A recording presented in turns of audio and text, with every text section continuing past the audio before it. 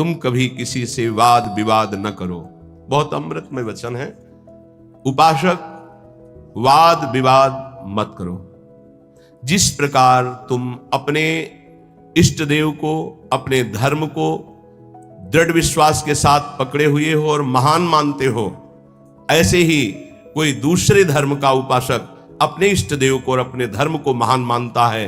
इसलिए तुम अपने धर्म को महान करके दूसरे को नीचा दिखाने वाला वाद विवाद मत करो। कितना सुलझा हुआ स्वरूप महापुरुषों का।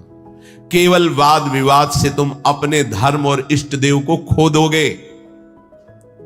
दूसरे धर्म की निंदा करके, दूसरे के इष्ट देव की अवहेलना करके तुम अपने इष्ट देव और धर्म को खो दोगे। क्योंकि परमात्मा एक है और वही सब धर्मों का धर्म गुरु है, वही सब धर्मों का इष्ट है। एक बार एक महात्मा किसी नगर में से होकर जा रहे थे। संयोगवशात एक दुष्ट आदमी सामने से आया और वो क्रोधित होकर पीटने लगा। बहुत मारा महात्मा को, मूर्छित हो गए महात्मा, इतना मारा। बहुत दुष्ट स्वभाव के भी होते। वो जमीन पर गिर गए। मारने वाला चला गया। कुछ श्रद्धालु आए, उनकी बड़ी सेवा की। जब होश में आए तब पूछा, महात्मा जी किसने मारा आपको? बोले, जिसने सेवा की उसी ने मारा है। जिसने सेवा की? वो कहा, महाराज आप तो मूर्छित थे, हम लोगों ने तो सेवा की है। बोले, बस जिसने सेवा की उसी ने मारा, दूसरा नहीं मार सकता। महात्मा जी ने कहा, जिसने मुझे पीटा वही सेवा कर रहा है, जो सेवा कर रहे हैं इन्होंने ही पीटा है। वो तो बड़े घबरा गए कि महात्मा पागल है क्या। तब उनके शिष्य ने जब सुना तो वो आए वहां दौड़कर। लोगों ने कहा, आपके गुरुजी पागल है क्या? तो बोले, नहीं, आप नहीं समझ पा रहे।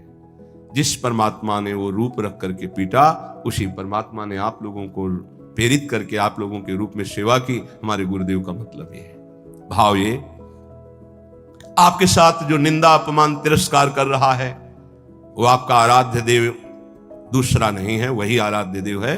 तुम्हारे किसी कर्म का मार्जन कर रहा है, ध्यान रखना। अब आगे बिल्कुल सुलझी हुई एक एक बात है। सच है कि उस दुष्ट में भी परमात्मा है। सच है कि व्याघ्र में भी परमात्मा है। पर हम महात्मा को तो गले लगा सकते हैं, लेकिन व्याघ्र को, सिंह को गले नहीं लगा सकते। ऐसे ही हम मानते हैं कि दुष्ट में परमात्मा है, पर दुष्ट पुरुष में विद्यमान परमात्मा को केवल भाव द्वारा प्रणाम करके उससे संभाषण और संग कदापि उचित नहीं है। जैसे सर्प में भी परमात्मा है, सिंह में भी परमात्मा है, तो उसे गले नहीं लगा लेंगे। एक एक चेष्टा, एक एक वचन अमृत है। अगर ये धारण कर लोगे तो आपका भजन बचेगा और पचेगा और बढ़ेगा। एक किसान खेत में दिन भर पानी भरता रहा। जब सायंकाल हुआ तो उसमें पानी एक चुल्लू भी नहीं टिका। वो बहुत परेशान हो गया। मेड़ ज्यों की त्यों सब ठीक थी। फिर उसने देखा तो चूहों ने छेद कर रखा था जगह जगह, कई जगह मेड़ में। वो छेद से बाहर जा रहा था। उपासक समझे, पूरा जीवन साधना करते हो जाता है, लेकिन साधन संपत्ति एक चुल्लू भी नहीं बचती। किनकी? जिनके इंद्री रूपी चूहों ने छेद कर दिया है हृदय रूपी घर में। क्या? कभी ये भोग, कभी वो भोग, कभी वो भोग। जो अपनी इंद्रियों को भोगों के संयोग में मनोरंजन करते हैं और साधना भी करते हैं, तो पूरे जीवन की शाम हो जाती, पर उनके हृदय रूपी खेत में एक चुल्लू भी साधन नहीं बचता, सब छीण हो जाता है। रामकृष्ण देव परमहंस जी कह रहे हैं, जब उपासक इंद्रियों के बिलों को बंद कर देता है, फिर कीर्ति की इच्छा उसके अंदर जागृत होती है, तो मेड़ टूट जाना होता है। अगर मेड़ टूट गई तो भी बड़ी जल्दी धारा बाहर निकल जाएगी खेत से जल की। कीर्ति की चाह उत्पन्न होती कि मेरा यश हो जाए। गई जीवन की भजन संपत्ति कीर्ति की चाह में गई। कीर्ति भजन को छीण कर देती है। यदि आपके अंदर चाह नहीं हो, इष्ट के द्वारा कीर्ति होती, जैसे सेवक जी महाराज कह रहे हैं, जय जय श्री हरिवंश नाम गुण गाई है, उसके लिए कहा कि बिस्तरे सब जग विमल कीरति साधु संगति। विमल कीरति वो उसके भजन का नाश करने वाली नहीं होगी, क्योंकि इष्ट के द्वारा होती है। कीर्ति की चाह मानो उस किसान की मेड़ टूट जाना है, अर्थात उस साधक का बांध टूट जाना है साधना का। अब उसके आगे उपाधियां लगनी शुरू हो जाती हैं। ये बड़ा उपद्रव है उपाधियां, सरकार, भगवान, अवतार, न जाने क्या क्या। ये बिल्कुल नहीं स्वीकार करना चाहिए, बिल्कुल स्वीकार नहीं। सरक जाओगे सरकार कहलाने से। बहुत माया विचित्र है, बहुत विचित्र, बहुत सावधान। ये महापुरुषों की बातें हैं। अब साधक की जहां कीर्ति रूपी मेड़ टूटी, बंधी, घाव हो गया वहां से। ये बालू का बांध है। ईश्वर की जितनी आराधना चिंतन सब गया, अब अपनी कीर्ति का स्मरण करके वो भूलना शुरू हो गया। प्रभु का अहंकार जो मिटाना था वो फिर बढ़कर वैसे ही तैयार हो गया।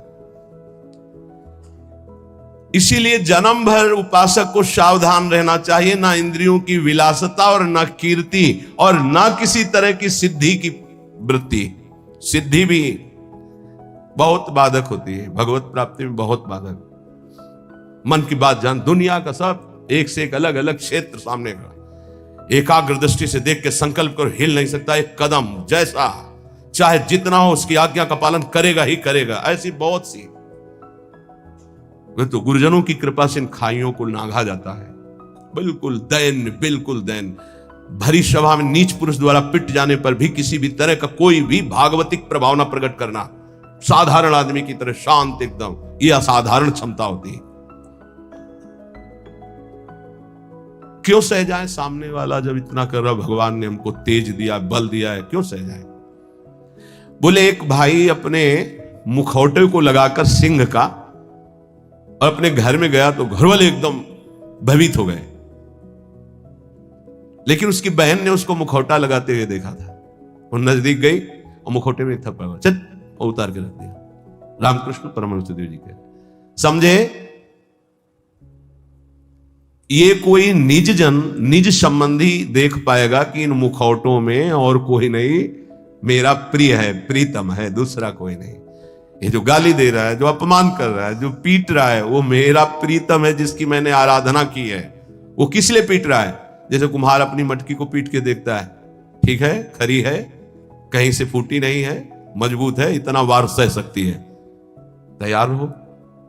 भगवान ऐसा लीला करते हैं, पक्का अपनी मटकी को बजवाते हैं, बड़े जोर से बजाते हैं, जैसे कुंभकार बाजार में मटकी रखता है, सिक्के से बजाता है, हाथ से बजा के दिखाता है, फिर कहता है इतने रुपए की है। ऐसे भगवान अपने भक्त को विश्व में दिखाते हैं, देखो कितना सहनशील है। मुखौटा कोई भी हो सकता है, ध्यान रखना, मुखौटा कोई भी हो सकता है, पहचानना आपको है। घर वाले भयभीत हो गए, लेकिन बहन भयभीत नहीं हुई, क्योंकि उसने देखा मेरा भाई मुखौटा लगा रहा सिंह का। ऐसे ही संबंधी जो भगवत संबंध, दास से सख्य, वात्सल्य, कांता, सहचरी, वो जान रहा है कि मेरा प्रीतम ये मुखौटा लगा के बदल के आया है और मुझे गाली दे रहा, मेरा अपमान कर रहा है। नहीं, मैं डरने वाला नहीं, मैं समझ गया मेरा प्रीतम है। कोई भी भय उसे स्पर्श नहीं कर सकता। एक दिन एक सरकारी आदमी पिस्तौल रखता था और बहुत विलंब से आया। पत्नी ने कहा तुम इतना विलंब से क्यों आए? रोज तो इतने समय आ जाते थे, इंतजार करते हो इतना समय। उसका समय हो जाता है। कैसे हो जाता है? बोले ऐसे हो जाता है। पिस्तौल निकाली, गोली भरी और उसकी कनपट्टी में लगाई। तो ये सब दूसरों को धमकियां दिया करो। बोले असली गोली है, पिस्तौल है, तुझे भय नहीं लग रहा? बोले बिल्कुल पाई भर नहीं लग रहा। क्यों नहीं लग रहा? तुम मेरे प्रीतम हो, ऐसा कर ही नहीं सकते। ऐसे ही भक्त, वो संपूर्ण चर जगत में अपने प्रीतम को सर्वान वस्तुतया निरीक्ष परम स्वाराध्य बुद्धिर्मम, वो भयभीत नहीं होता। शरीर को पूरा होना है तो उसी क्षण होना है, जैसे होना है, जिस विधान से होना है। मेरे प्रीतम उसी विधान का प्रयोग करेंगे, पर होंगे मेरे प्रीतम। सर्वस्व हरण करने वालों में मैं मृत्यु हूं, भगवान श्री कृष्ण कहते हैं। अब हमारे पास और कौन रह गया? मृत्यु रूप में भी तो प्रीतम ही आएंगे, और कौन आएगा? इसलिए जो सर्वत्र मुखौटे से हट करके दर्शन करता है, ये मुखौटे किनके हैं? बनावटी हैं। इनमें जो है वो है कौन? मेरा प्यारा, सर्वान वस्तुतया। क्रूरापि पापिनो, जो क्रूर हैं, पापी हैं, वो मुखौटा केवल ऐसा है, अंदर उनके परमात्मा बैठा है। हमें मुखौटा नहीं देखना, हमें अंदर। रामकृष्ण परमहंस देव जी की वाणी, वो कह रहे हैं उस उपासक को कभी भय नहीं होता, कभी घबराहट नहीं होती, कभी डर नहीं होता, कभी अशांति नहीं होती, कभी दुख नहीं होता, जो सर्वत्र मुखौटे से अलग देखता है। इन मुखौटे से अंदर एकमात्र परमात्मा। कोई स्त्री का मुखौटा, कोई पुरुष का, कोई महात्मा का, कोई दुरात्मा का, कोई मूर्ख का, कोई विद्वान का, पर है अंदर एक ही परम तत्व। पानी और बुलबुला कोई अलग चीज नहीं है। बुलबुला पानी में ही उठता है, पानी में ही तैरता है और पानी में ही फूट कर पानी बन जाता है। ठीक ऐसे ही परमात्मा में ही जीवात्मा प्रकट होता है, परमात्मा में ही रहता है और परमात्मा में ही लीन हो जाता है। जीवात्मा कोई अलग चीज नहीं। जैसे पानी का बुलबुला पानी से ही प्रकट हुआ, पानी में ही रहता है, पानी में ही फूट कर पानी बन जाता है, ऐसे ही कोई स्वतंत्र नहीं है, उसी परमात्मा में विराजमान। अगर इतना जान लो तो तुम परमात्मा स्वरूप ही हो। ये परमहंस जी कह रहे हैं। देखो, रेलगाड़ी का इंजन वेग के साथ चलकर ठिकाने पर अकेला नहीं पहुंचता है, बल्कि लाखों लोगों को पहुंचाने की सामर्थ्य रखता है। जोड़ते जाओ, बैठते जाओ, इंजन में बड़ी पावर है। बोले ऐसे ही आचार्य इंजन है और अनुयायी जन आचार्य के डिब्बे हैं। कितने जन बैठ करके परम पद में, निकुंज में पहुंचते हैं। कभी भी ये नहीं सोचना चाहिए कि इतने लोगों का उद्धार कैसे हो जाएगा, इतने लोगों का कल्याण कैसे हो जाएगा। बहुत लोग जुड़े हैं, कैसे कल्याण। तो बोले ईश्वरीय शक्ति इंजन है और वो संत, वो गुरुजन डिब्बे के समान है। कनेक्शन इंजन से है तो इंजन में 2-4 लोग बैठते होंगे, लेकिन डिब्बे में 70, 80, 90, 100 ज्यादा भी बैठ जाते होंगे। जनरल में तो ज्यादा ही बैठ जाते, कुछ बैठे, कुछ खड़े, कुछ पूरा सब, और सब वहीं पहुंचेंगे जहां इंजन पहुंचेगा। बिना टिकट के होंगे तो 2-4 थप्पड़ लगेंगे, थोड़ा टैक्स लग जाएगा, पहुंचेंगे वहीं। नहीं, बीच में अगर हो गया तो फिर उतारे भी जा सकते, उपद्रव होने पर, टिकट ना होने पर, पैसा ना होने पर उतार। इसलिए राधा राधा पैसा इकट्ठा कर लो, परम धन राधा नाम आधार। अगर जल्दी जल्दी में टिकट नहीं खरीद पाए हो तो थोड़ा ज्यादा लगेगा, पर राधा राधा राधा राधा पहुंच वहीं जाओगे। बात हमारी मान लेना। टिकट क्या है निकुंज की, ये जो मंत्र है, आचार्य संबंध है, आचार्य शरणागत, ये टिकट है। और जनरल में क्या है, राधा राधा राधा राधा राधा राधा, जैसे सब जप रहे हैं। तो बैठ सब गए हैं गाड़ी में, बीच में तुम्हारी चेकिंग भी होगी। बोले जल्दी में खरीद तो नहीं पाए, लेकिन एक राधा नाम की कीमत में पूरा त्रिभुवन बिक जाएगा। जो जांच करने वाले हैं वो कौन है, श्री जी के पार्षद ही हैं। ऐसे थोड़ी होता है कि आप श्री जी के पास सीधे डायरेक्ट पहुंच जाओ, ऐसा। तो राधा नाम जहां है ना, वो सीधे। और जिनको सौभाग्य से कहीं ये जो निकुंज के गुप्त मंत्र मिल गए हैं, तो दुर्भाग्य है कि उनके अंदर ठसक ना आवे, नहीं तो पास हो चुका है निकुंज का, पास मिल चुका है। मानो सच्ची मानिएगा। सौभाग्य दुर्भाग्य में आप बदल रहे हैं कि आप मंत्र का चिंतन नहीं कर रहे हो, विषय चिंतन कर रहे हैं। रेलगाड़ी के इंजन में उतने लोग पार नहीं हुए जितने डिब्बे में बैठकर वहां पहुंच जाते हैं। अर्थात आचार्य और आचार्य परंपरा, आचार्य के तो विशेष कुछ पार्षद है, लेकिन आचार्य परंपरा में लाखों ऐसे महापुरुष हो गए कि करोड़ों को श्री जी के पास पहुंचा दिया, श्री जी में तन्मय करा दिया। राजहंस कभी पानी, वो दूध पीकर पानी को छोड़ देता, राजहंस। ऐसे ही जो उपासक है, जो संत है, जो भगवत प्रेमी महात्मा है, तो माया और ब्रह्म दोनों मिले हुए हैं एक में। वो केवल ब्रह्म, केवल परमात्मा तत्व को और जल को जैसे छोड़ देता है, दूध पी के जल को छोड़ देता है, ऐसे वो माया के विकारों को छोड़कर परमात्मा स्वरूप में स्थित हो जाता है। दैवी संपदा का महान सुख उसके हृदय में जागृत हो जाता है, जो माया के विकारों पर मुक्ति प्राप्त कर लेता है। कोई भी विकार उसके ऊपर प्रभाव नहीं डालता। हाथी को खुला छोड़ दे तो मनमानी आचरण करके वृक्षों को उखाड़ता है, तोड़ फोड़ शुरू कर देता है। लेकिन जब महावत अंकुश पर अंकुश प्रहार करता है तो घुटने के बल हाथी हो जाता है। ऐसे ही ये मन मत वाला हाथी है, जिसने इसको स्वच्छंद छोड़ दिया है, ये सब तोड़ फोड़ कर देगा, धर्म विरुद्ध आचरण करेगा। महावत है उपासक, हाथी है मन और अंकुश है ज्ञान।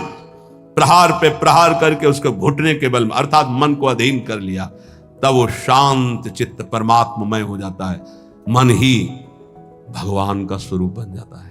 इंद्रियाणाम मनुष्यास्मि, पर पहले अंकुश की मार देनी पड़ेगी, छोड़ना नहीं। इसको छोड़ दिया तो तोड़फोड़ मचा देगा। मत वाला ये हाथी है मन, किसी की अंकुश से, केवल ज्ञानांकुश जो नाम मंत्र मिला खूब जपो, इसी से मानो तुम्हारे अंकुश की धार तीक्ष्ण होगी, इसी से तुम्हारा मन बस में होगा, दूसरा कोई उपाय नहीं। कल एक साधक प्रश्न कर रहे थे एकांतिक में, मैं जानता हूं ये नहीं करना चाहिए फिर भी करता हूं, क्यों? दो बातें। पहली बात, तुम्हें आध्यात्मिक सामर्थ्य खो चुकी है, जान करके भी तुम उसको रोक नहीं सकते क्योंकि बलहीन हो। और दूसरी बात, तुम्हारी सुख बुद्धि उसमें है, जरूर ये कहते हो मुंह से कि नहीं करना चाहिए, पर अंदर है कि इसमें सुख है। इन दो बातों के कारण तुम भ्रष्ट होते रहते हो। तो हमको पहली बात बलवान करनी है कि हमारे अंदर नाम बल आवे, तो दूसरी बात अपने आप हट जाएगी, सुख बुद्धि हट जाएगी। पहले नाम जप करके अपने को बलवान बनाइए। समस्त विकारों को नष्ट करने का मैं तुम्हें एक सरल उपाय बताता हूं। रामकृष्ण परमहंस देव जी,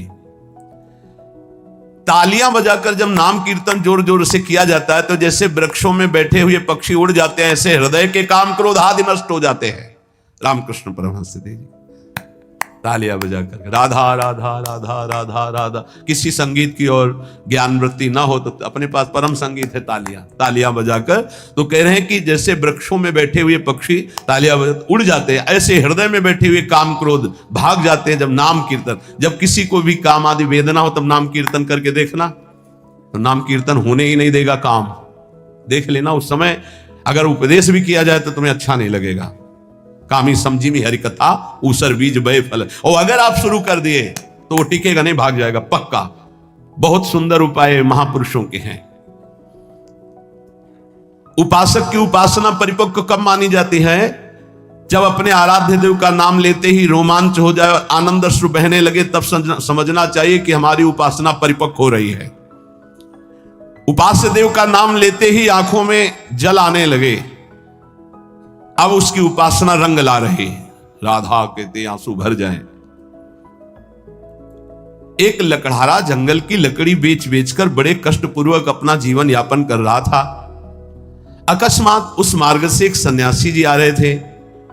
उन्होंने लकड़हारे के दुख को देखकर कहा, बेटा जंगल में तुम सूखी लकड़ियां बिन रहे हो, इसके आगे बहुत कुछ है, आगे बढ़ो और कुछ तुम्हें प्राप्त हो जाएगा, मैं देख रहा हूं। वो आगे बढ़ा, सूखी लकड़ियां छोड़कर। ध्यान देना, महापुरुषों के उदाहरण साधारण नहीं होते, बात साधारण दिखाई दे रही। जब काफी आगे बढ़ा तो उससे चंदन की खुशबू आई, तो चंदन के वृक्ष मिले। सूखी लकड़ी छोड़कर उसने चंदन की लकड़ी काटी और बाजार में बेचा, अच्छा पैसा आया। फिर शब्द उसके कान में गूंजा कि बेटा और आगे बढ़ो। तो उसने सोचा और आगे अब क्या मिलेगा, तो आगे बढ़ा। क्योंकि उस संत के वचन सत्य सच्चिदानंद से युक्त थे, तो जंगल में उसे एक खान मिली तांबे की। अब तो तांबा बेच करके बहुत, फिर आवाज सुनाई दी और आगे बढ़ो, तो और आगे बढ़ा तो उसे चांदी की खान मिल गई। अब तो बहुत बड़ा धनी हो गया। फिर आवाज आई और आगे बढ़ो, तो आगे बढ़ा तो स्वर्ण की खान मिल गई। बोला आप तो बस यही पूर्णता हो, स्वर्ण ही स्वर्ण। फिर आवाज आई और आगे बढ़ो, तो उसे हीरे की खान मिल गई। अब एक हीरा जीवन भर लकड़ी बेचने वाला लकड़ी बेचता तो उसकी बराबरी नहीं, ऐसे हीरे की खान मिल गई। भावार्थ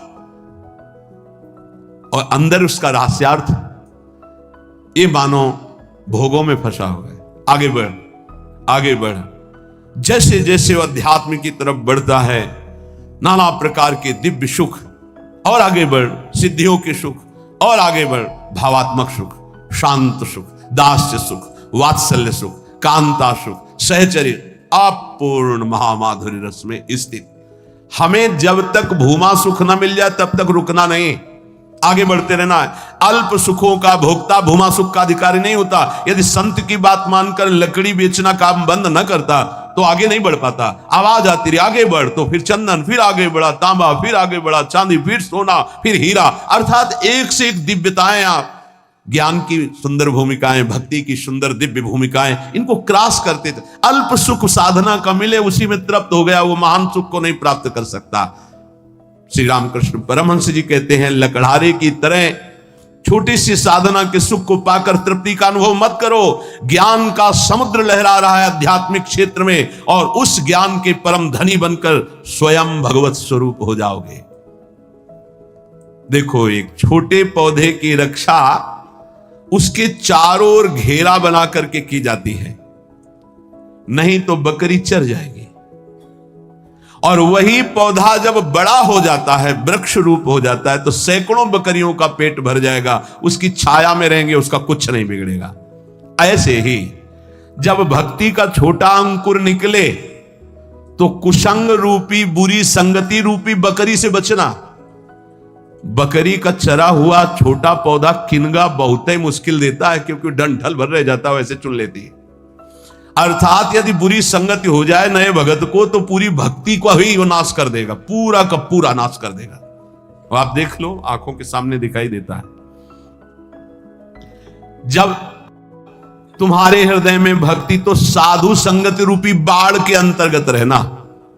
साधु संगत करे अनुदिन राति, अर्थात संतों के वचनों में केवल रहना, बस दूसरे की बातें मत सुनना, नहीं तो वो बकरी है, चर जाएंगी, किनगा भी नहीं निकलेगा दोबारा भक्ति का। ऐसे कितने उदाहरण जीवन में देखे हैं कि बड़े भाव से चलना चाहते थे, लेकिन भारी कुसंग हो गया, नष्ट हो गए, भारी कुसंग। जब वही भक्ति वृक्ष रूप हो जाएगी तो हजारों लोग नीचे आनंदित होकर विश्राम करेंगे, कुछ फर्क नहीं पड़ता, फिर निंदकों का कोई प्रभाव नहीं पड़ता। पर पहले भक्ति को वृक्ष रूप बढ़ने दो। ये कुवासना में लिप्त भोगी पुरुष, संसारी पुरुषों का संग जहर है। अगर इनका संग हुआ तो भक्ति का पौधा नष्ट हो जाएगा, ध्यान रखना। ये दुर्जन भेजे जाएंगे तुम्हारे पास, दुर्जन जो भक्ति को नष्ट करने वाले हैं, पर तुम इनका संग मत करना, तो तुम्हारी भक्ति वृक्ष रूप हो जाएगी। बहुत जोर से प्रभाव पड़ता है दुर्जनों का। भगवान का भरोसा और विघ्न अपने आप नष्ट हो जाते, पर बड़े भयानक प्रलोभन, बड़े भयावह दृश्य संसार के ऐसे उपस्थित होते। तो कह रहे हैं कि ये तुम्हारे पास भेजे जाएंगे, भगवान से प्रेरित होकर भेजे जाएंगे, वो भेजेंगे। अब क्या भूमिका है, अब क्या भूमिका है? देखो, पत्थर चाहे सैकड़ों वर्ष पानी में पड़ा रहे, पर उसमें अग्नि उत्पादक शक्ति नष्ट नहीं होती। घर्षण करोगे पत्थर को तो अग्नि प्रकट कर देगा। ऐसे ही भक्त जब अपने हृदय में भगवत चिंतन की रगड़ करता है, तो अनंत जन्मों से हम विषय रूपी पानी में पड़े रहे, लेकिन हमारे अंदर दिव्य शक्ति है, हम उसे जागृत कर सकते हैं। रामकृष्ण परमहंस जी कह रहे हैं, तुम जितना नाम स्मरण करोगे तो तुम्हारे हृदय में घर्षण शक्ति से एक आध्यात्मिक बल प्रकट होगा। जैसे कई बार सत्संग में का अगर ध्यान दिया हो, दो लकड़ियों के घर्षण से जैसे अग्नि प्रकट हो जाती है, ऐसे ही जवान और नाम के घर्षण से आध्यात्मिक शक्ति प्रकट होती है। राधा राधा राधा राधा राधा। जैसे सैकड़ों वर्ष पत्थर जल में पड़ा रहे, तो इसका मतलब नहीं कि उसके घर्षण से चिंगारी नहीं होगी। ऐसे ही सैकड़ों जन्मों से मैं विषयों में पड़ा रहा हूं, इसका मतलब ये नहीं कि मेरे अंदर आध्यात्मिक शक्ति उत्पन्न करने की सामर्थ्य नहीं रह गई। मैं भगवान का अंश हूं, आज जागूंगा तो आज मैं परमात्मा प्राप्त हो जाऊंगा। आज हम में वो सामर्थ्य है, हम अपनी सामर्थ्य को जागृत करें। कैसे? नाम जी है जपी जागहि जोगी। नाम जप करके हम जगते हैं, हम अपनी शक्ति को जागृत करते। नाम, ईश्वर का नाम जितना तुम जपोगे उतना ही हृदय प्रफुल्लित होकर महान पावर से युक्त हो जाएगा। बड़े बड़े महापुरुषों के वचनों को पकड़ लो। एक मनुष्य कुआं खोदना शुरू करता है, बस एक हाथ पानी रह जाता है और रोक देता, थक गया। ये 25 हाथ खोद चुका, फिर भी पानी नहीं निकला, अब तो लगता है नहीं निकलेगा, और एक हाथ में पानी है। ऐसे ही साधक कभी कभी धोखा खा जाता है। बस भगवत प्राप्ति होने वाली है, उसको लगता है पूरा जीवन हो गया, अभी तक कोई अनुभव नहीं हुआ। अरे थोड़ा एक हाथ और खोद, स्रोत निकलने वाला है। रामकृष्ण परमहंस जी कह रहे, पर वो नादान, एक हाथ में पानी निकलने वाला था, छोड़ दिया, दूसरी जगह कुआं खोदा, फिर छोड़ दिया, फिर तीसरी जगह कुआं खोदा, पूरा जीवन कुआं खोदने में लगा दिया, पानी नहीं पी पाया। समझ पाए? ऐसे उपासक है ये संप्रदाय, वो मार्ग, लेकिन पानी नहीं पी पाया चुल्लू भर। अगर एक ही ढंग से खोदता तो बस एक हाथ बाद स्रोत खुलने वाला था। एक गुरु, एक ग्रंथ, एक पंथ, एक मंत्र, एक संत, एक कंत, सांगो पांग उपासना पकड़ लो, निकल जाए। हमने देखा कि जो इधर उधर भटकने वाले वो जीवन भर भटकते रहते हैं, क्योंकि तलवार की धार पर चलने के लिए जो हिम्मत चाहिए वो गुरु बदलने से नहीं आती, वो चलने से आती है। ये जो बदलुआ लोग होते हैं ना, बदलते ही रहते हैं। व्यभिचारी की वृत्ति पातिव्रत धर्म से कभी एक नहीं होती, ध्यान रखना। होटलों को खाने वाला कभी एक रसोई में भरपेट जीवन भर नहीं खा सकता, उसको चाट लग गई है। ऐसे ही जो व्यभिचार प्रवृत्ति भक्ति में है, आज यहां कल वहां, परमहंस जी कह रहे 2500 हाथ कुआं खोदा, छोड़ दिया कि यहां पानी नहीं हो, एक हाथ बाद पानी निकलने वाला था। फिर दूसरी जगह खोदा, फिर छोड़ दिया, फिर तीसरी जगह खोदा, जीवन हो गया। कुआं खोदते पानी नहीं मिला। अगर एक में ही उतनी मेहनत और कर देता तो करने नहीं पड़ती, एक हाथ बाद स्रोत था।